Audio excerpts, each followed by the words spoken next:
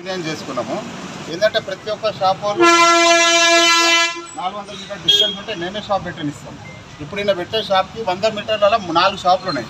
ఇప్పుడు నేను ఇక్కడ షాప్ పెట్టిన అనుకోండి, వేరే కంపెనీలు వస్తాయి, స్నేహ కంపెనీ లాంటిది, సుగుణ లాంటిది, వెంకటేశ్వర్ లాంటిది వాళ్ళు వచ్చిరనుకోండి, వాళ్ళు ఏరియాకు ఒక షాప్ వేస్తారు. అప్పుడు ఏమైతే 40 రూపాయలు తక్కువ ఇక్కడ ఉండవాళ్ళం నేను ఎవ్వరము బతకలేను. ఇదంతా నేను లోకల్ వాళ్ళం, ఇక్కడ పుట్టి పెరిగిన వాళ్ళం, ఇక్కడనేమో బతుకు. నేను చికెన్ షాప్తోనే బతుకుతున్నాను. ఈ చికెన్ షాపులు నడవకపోతే నేను రోడ్ల మీద వచ్చేస్తాను.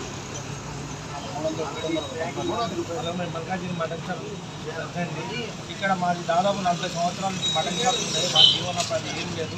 కుటుంబానికి ఒక షాప్ కూడా లేదు మాకు. ఇక్కడ 3-4 కుటుంబాలకు ఒక షాప్ ఉంది, అదే నడిపిస్తున్నాం మేము.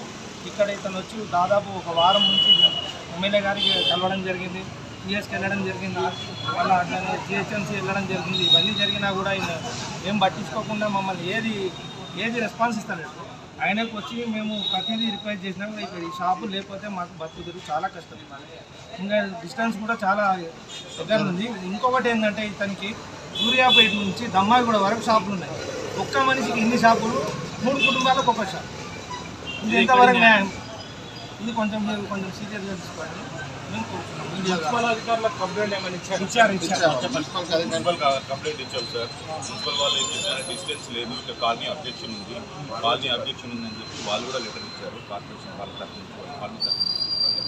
వాళ్ళు వచ్చి వాళ్ళు ఇంటిమేషన్ ఇచ్చారు, పోయారు, లెటర్ ఇచ్చారు. వాళ్ళు అబ్జెక్షన్ చేసినా కూడా ఆయన కంటిన్యూ చేస్తారు. ఎంత చెప్పినా వినడం లేదు సార్. అందరి ద్వారా అబ్జెక్షన్ వచ్చింది.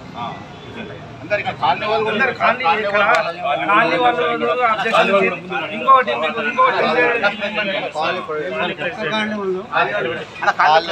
వాటర్ అంతా రేపు అక్కడే వస్తుంది, మాకు ఇబ్బందిగా ఉంటుంది. అని మేము చెప్పాము. ఈ ఇల్లు కట్టేటప్పుడు వద్దని చెప్పాము, అంటే కలుపుకున్నాడు మేము లేనప్పుడు. ఇప్పుడు ఏమవుతుందంటే ఈ వాటర్ అంతా మాకు వచ్చి న్యూసెన్స్ అవుతుంది. అందుకని మేము వద్దని రోజు చెప్తున్నాం, వింటలేడు ఆయన. అందుకని మేము కూడా దాని వచ్చాం. ఓనర్ వస్తలేడు ఆయన. ఓనర్ కూడా ఇంటిమేషన్ ఇచ్చాం సార్. నాకు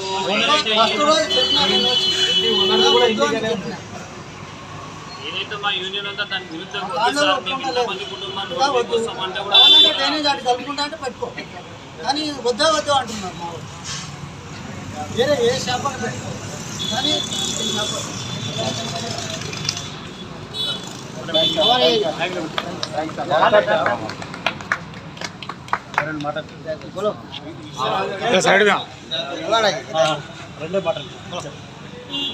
ఇప్పుడు సమస్య ఏంటంటే మన మల్కాజ్గిరి చికెన్ షాప్ ఓనర్